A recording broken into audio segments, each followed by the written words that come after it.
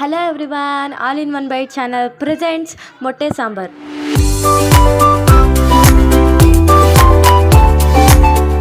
ಈ ಮೊಟ್ಟೆ ಸಾಂಬಾರ್ ಮಾಡೋದು ತುಂಬ ಸಿಂಪಲ್ ಮತ್ತು ಟೇಸ್ಟಿಯಾಗೂ ಕೂಡ ಇರುತ್ತೆ. ನೀವು ಕೂಡ ಮನೇಲಿ ಒಂದ್ಸಲಿ ಟ್ರೈ ಮಾಡಿ ಹೇಗೆ ಬಂತು ಅಂತ ಕಮೆಂಟ್ ಮಾಡೋದನ್ನು ಮಾತ್ರ ಮರಿಬೇಡಿ.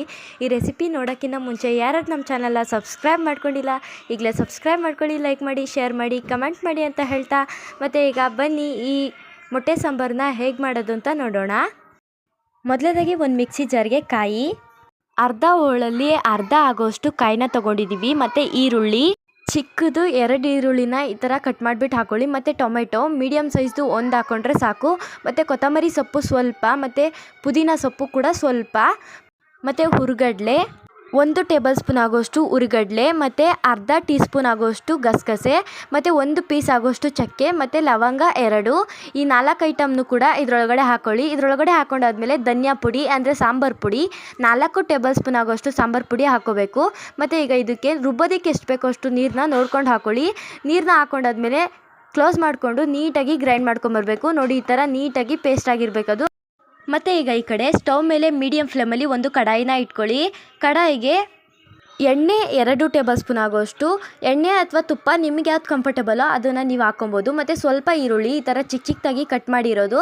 ಮತ್ತು ಈರುಳ್ಳಿ ಎಲ್ಲ ಸ್ವಲ್ಪ ಈ ಥರ ಆದಮೇಲೆ ಅರ್ಧ ಟೇಬಲ್ ಸ್ಪೂನ್ ಆಗೋಷ್ಟು ಜಿಂಜರ್ ಗಾರ್ಲಿಕ್ ಪೇಸ್ಟ್ ಹಾಕ್ಕೊಂಡು ಇದನ್ನೆಲ್ಲ ಫ್ರೈ ಮಾಡ್ಕೊಳ್ಳಿ. ಈ ಸ್ವಲ್ಪ ಈರುಳ್ಳಿ ಎಲ್ಲ ಫ್ರೈ ಆಗಬೇಕು, ಅಲ್ಲಿವರೆಗೂ ಫ್ರೈ ಮಾಡ್ಕೊಳ್ಳಿ. ಮತ್ತು ಈಗ ಇದೆಲ್ಲ ಸ್ವಲ್ಪ ಈ ಥರ ಫ್ರೈ ಆದಮೇಲೆ ನಾವೇನು ಪೇಸ್ಟ್ ಮಾಡಿ ಇಟ್ಕೊಂಡಿದ್ವಿ ಅಲ್ವಾ, ಆ ಪೇಸ್ಟ್ನ ಇದ್ರೊಳಗಡೆ ಹಾಕ್ಕೋಬೇಕು. ಅಂದರೆ ನಾವೇನು ರುಬ್ಬಿಟ್ಕೊಂಡಿದ್ವಿ ಅಲ್ವಾ ಅದನ್ನು ಇದ್ರೊಳಗಡೆ ಹಾಕ್ಕೊಂಡು ಇದೆಲ್ಲ ಆಗೋವರೆಗೂ ಮೀಡಿಯಮ್ ಫ್ಲೇಮಲ್ಲೇ ಇರಲಿ. ನೋಡಿ, ಈ ಥರ ನೀಟಾಗಿ ಫ್ರೈ ಮಾಡ್ಕೋಬೇಕು. ಇದನ್ನು 1 ನಿಮಿಷದ ತನಕ ಹಸಿ ವಾಸನೆ ಹೋಗೋ ತನಕ ಫ್ರೈ ಮಾಡ್ಕೋಬೇಕು. 1 ನಿಮಿಷ ಆದಮೇಲೆ ಇದಕ್ಕೆ ಸಾಂಬಾರು ಎಷ್ಟು ಬೇಕೋ ಅಷ್ಟು ನೋಡಿಕೊಂಡು ನೀರು ಹಾಕ್ಕೊಳ್ಳಿ.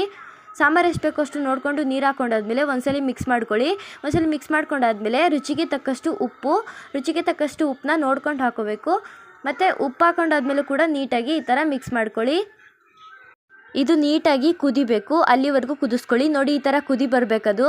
ಈ ಥರ ಕುದಿ ಬರ್ತಾ ಇರ್ಬೇಕಾದ್ರೆ ಒಂದ್ಸಲಿ ತಿರುಗಿಕೊಳ್ಳಿ.